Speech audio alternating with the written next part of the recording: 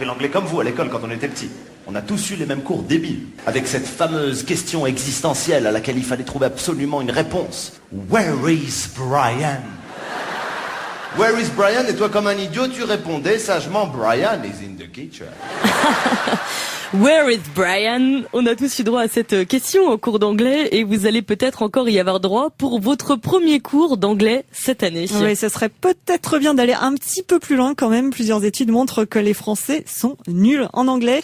Good morning, Agera Mohamed. Good morning, Ariane. Alors pour ce qui est de la maîtrise de l'anglais, Agera, la France est 15e au classement des pays européens.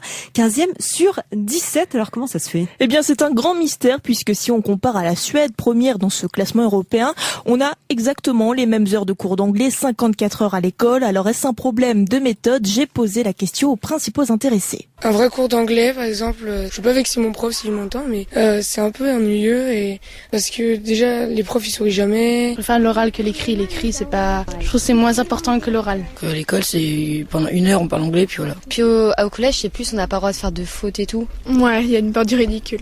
Alors à défaut d'apprendre l'anglais à l'école, pourquoi ne pas l'apprendre pendant les vacances? Alors c'est un peu trop tard maintenant, mais pensez-y pour l'été prochain à l'American Village, une colo qui accueille depuis 20 ans des jeunes de 8 à 17 ans pour une vie à l'américaine. C'est ce que nous explique le directeur de la colo d'Azé en Saône-et-Loire. Kini, le directeur d'American Village à Azé, à Châteaudun. Mais Kini, c'est pas votre vrai prénom? Non, c'est mon prénom du colo. En fait, mon vrai prénom c'est Gleb Lebetkin, mais en American Village, on invente nos prénoms américains. C'est l'immersion totale dans un environnement anglophone en fait. Alors ça veut dire on parle anglais tous les jours avec les enfants, les animateurs n'ont pas le droit de parler français. À 11h30 jusqu'à 12h30, on fait des spectacles et après ils ont le temps libre. On fait du sport américain comme le baseball par exemple, on leur explique les règles en américain, en anglais. Et ça marche pour Émilie et Jim.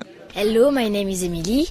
I'm from Lyon. I'm 13 years old. Et comment ça se passe là sur le American Village? Très bien. Enfin, on apprend en jouant. Et du coup, c'est mieux. La différence, c'est que au collège, on fait que nous parler, on nous pose des questions et puis on nous note. Ici, on nous pose des questions et puis si on se trompe, c'est pas grave, on recommence et on nous apprend. Moi, je suis pas très fort en anglais et donc mes parents m'ont dit, tiens, on va te mettre dans une colo anglaise et tu vas essayer de bien te débrouiller pour avoir de meilleures notes. T'as quel genre de notes? J'ai eu des 3, et ma moyenne, je crois que c'est entre 11 et 15. Mais ici c'est cool parce que comme on ne connaît pas vraiment tout le monde, on n'a pas peur d'être ridicule. Alors d'accord, c'est cool, ça fait du bien à l'anglais. Moi en portefeuille quand même, il faut compter 1 100 € pour le séjour de 15 jours. Mais vous aurez droit à un cadre magnifique, le Châteaudun à Azé, et une dizaine d'animateurs américains et français bilingues, comme Sharky en pleine répète d'un lip dub. Think about the words, okay? Think about how you're looking for inner peace. My name is Sharky. I'm 18 years old. I'm here because it's a summer job for me. Alors comment à 18 ans on peut avoir un aussi bon niveau d'anglais? Je pense que j'ai eu de très bons professeurs, déjà d'une part. J'ai aussi commencé moi parce que quand j'étais un peu plus jeune, une fan de Twilight, je me souviens. Et quand j'ai voulu absolument lire les livres à la bibliothèque, il était qu'en anglais. Alors j'ai commencé à lire en anglais. J'ai rien compris au début, évidemment. Et après j'ai pu lire en français et je me suis dit mais en fait j'ai pas trop mal compris, etc. Après il y a eu les films, il y a eu tout ça et quand on a envie, je pense que ça aide un petit peu. Go ahead, what's your idea? Bon, on l'a compris à Gérard, apprendre l'anglais, ça sert à se cultiver en VO, ça sert aussi au bac, au brevet, mais aussi à plus tard, l'avenir. Oui, pour beaucoup de salariés, ne pas parler anglais, c'est même un handicap. Un travailleur français sur 2 estime que c'est un frein pour l'évolution de sa carrière.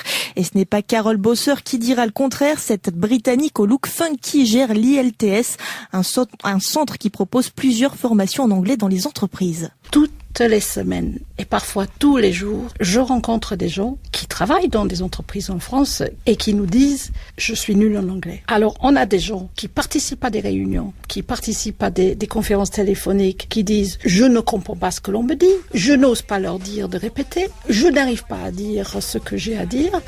On ne parlera pas de la prise de parole en public parce que ça c'est vraiment l'horreur. Et dans mon entreprise ILTC, on passe tout notre temps à former des gens, non pas à être mieux en anglais, mais à utiliser l'anglais qu'ils ont déjà, mais ils ne savent pas qu'ils l'ont déjà. À partir du moment où vous boostez le niveau de confiance, vous êtes tout de suite plus performant, non ? la meilleure philosophie pour parler l'anglais, c'est la philosophie Nike. Alors je vais dire en français, c'est Nike. Just do it.